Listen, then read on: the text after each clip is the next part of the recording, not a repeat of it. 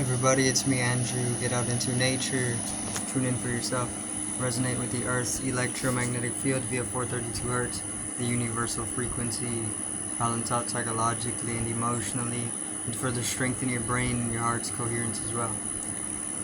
So today I'm going to get into opening perception of life and altering, expanding the experience, and going beyond the senses as well, right? Through grounding, aligning, and momentuming energy, right? So let's get into this. So opening up the perception, this is pretty much opening up third eye, right? Not only through the third eye, but you can open up perception by opening up any one of the chakras which hasn't been opened previously, or at least at some time, because let's say that there's normality. By this I mean there's a routine in your life. You can fall into reality tunnels and things can grow dense and they can grow mundane, and you can get attached to a certain programming. So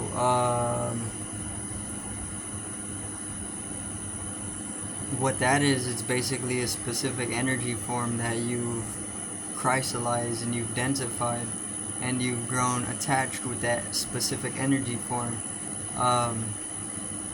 So then it manifests, because everything is a reflection of the inner state, which is an energy form. It manifests as a certain reality, which can pretty much be a looping, right? And which can pretty much be synonymous with routine and attachment, mundaneness, right? Also, you can begin to break that by dissolving at the boundaries, and usually dissolving the boundaries is it's synonymous with ego dissolution, because the ego is an entity that is programmed with boundaries, because it's a lower dimensional entity. So if you begin to moment the energy upwards, the kundalini energy up the spine, from its petrified, coiled state at the base, the crystallized energy form that you were routined with, or that you grew attached to, begins to liquefy. It becomes superfluous enough to be able to morph it, right? That's what you want it to be. You want to be able to morph at that,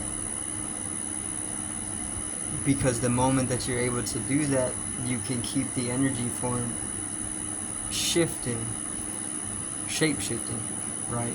And that allows for the environment that allows for the exterior to be just as superfluous, right? Because everything is an inner state.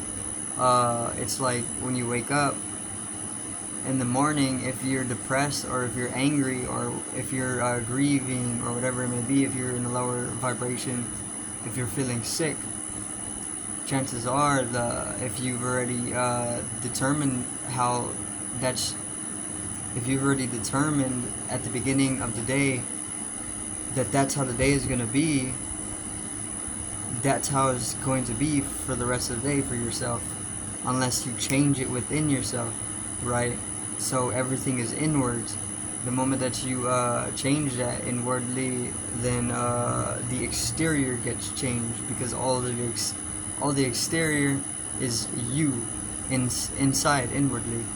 So you can definitely break through any type of reality tunnelings or mundaneness, routine, program, even conditioning, things like this that crystallize or pollute the inner system or the subconscious through the momentum of energy, right? Let's say you haven't opened the throat chakra, or even the third eye, or the heart in years because of trauma or experiences that happened in your youth, then the moment that you do begin to open those up, it has an immediate rippling effect outward, and that ripple effect is capable of instantaneously changing the exterior environment, because the exterior environment is just a reflection of the subconscious, or the inner environment, the inner space, right? So if you enter the Kundalini energy, once you start rising it, perception begins to open to deeper dimensions, right? Opening the third eye definitely comes with perception change, right? You've definitely heard this, because everybody has had this experience, but you can have it to extremities, right? It can be subtle, it can be extreme. It just depends on the momentum of the Kundalini energy. Without the Kundalini energy, nothing happens.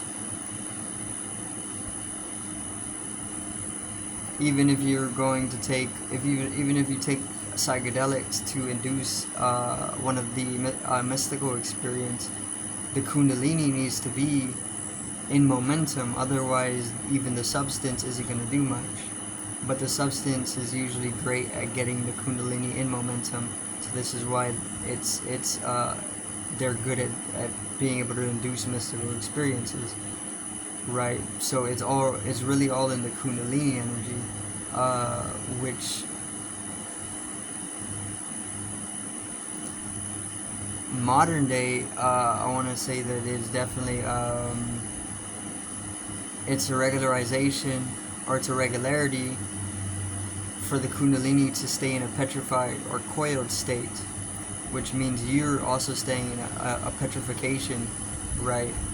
Which means you're not, there's less flow to your life, right? This is why there's not a lot of, you go to the East, you see the study of water and its flow.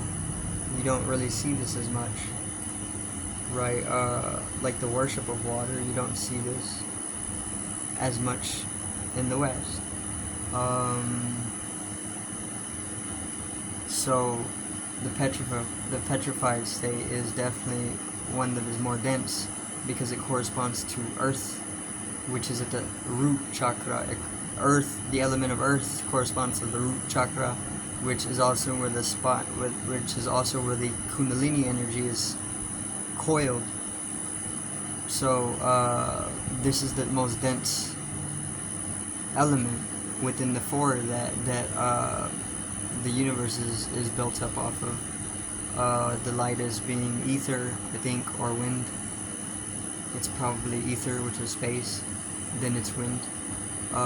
Wind corresponds with the heart. So when you're in the heart chakra, you're opened up enough to life to be lighthearted, which means you can do things like astral travel. You can do things like fly. You can do multiple different things, right? Obviously in the astral realm, which is real life, in comparison relative to the physical or the waking reality, because the waking reality, and this is like psychological evidence, the waking reality only constitutes 5%, and the subconscious reality constitutes 95%, right? This is what we've, I guess, have proved or whatever, right? So the subconscious reality, which is synonymous with the astral, is 95% constituent, and the waking reality, which is what you're listening to right now, is only 5%, right? So this is 5%. This is not the real reality. The real reality is more in that 95%, but both are definitely needed, right, for a little balancing, which is a natural principle to the sustainment of the world. So opening up perception just comes with rising the Kundalini energy,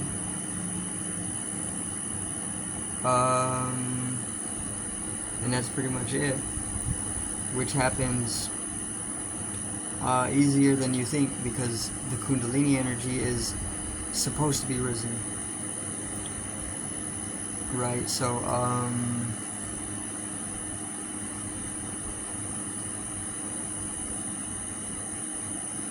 you can find different things to be able to rise the Kundalini with.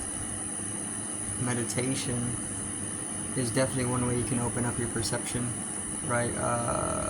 Meditation has allowed for me to open up my perception, especially beyond the 5 physical senses.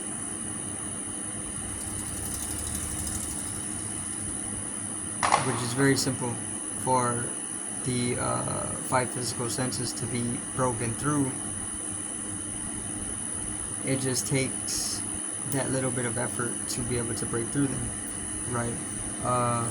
But this is how it was before we started to rely on living within the 5 physical senses. So it's already in our deeper code, inherited, to penetrate through the 5 physical senses, or the veil thing, and then see beyond into the deeper realities, right? Which is, once again, getting into that 95% of the subconscious mind, and then even deeper into unconsciousness, and then integrating the unconscious into the conscious, and then creating that whole circuitry, which is a generation for tachyonic energy, right? Which tachyonic energy is energy that fluctuates faster than the speed of light. So with this type of energy, you're able to travel the cosmos via hyperspace, because this is what hyperspace is. Hyperspace is traveling beyond the speed of light. If you're fluctuating at a rate which is beyond the speed of light, then you can easily, through the mind, which is an instrument that is used for this type of thing, can begin traveling to any star system, right? And then this is where you start picking up real intuitive knowledge all throughout the galaxy or universe, right? We're not from Earth. We're only, because we're soul, we're energy, right? The flesh is just part of the earth. The flesh is inhabited by the soul. The soul is eternal, is an eternal aspect of the entirety of the being. So the soul can travel beyond the physical realm, the physical earthly realm. The body is belonging to the physical earthly realm, because it's made of the dirt, it's made of the clay, right? It's made of the ground. The soul is energy, which is permeating all of the universe existence. So the moment that you begin to fluctuate beyond the speed of light, which is what the body is fluctuating at, then you can easily begin to distance yourself from the body to deeper lengths, and in that process you can come into deeper and deeper states of entrancement, which allow you to derive deeper and deeper intuitive knowledges, which can be translated further into experiences, and then once you're experiencing something beyond the earthly realm, then you're no longer only belonging to the earthly realm, right? So in order to be able to get to this point, what you do is you just open your perception up, and you you lose yourself in that, because that's what we've been doing for eons.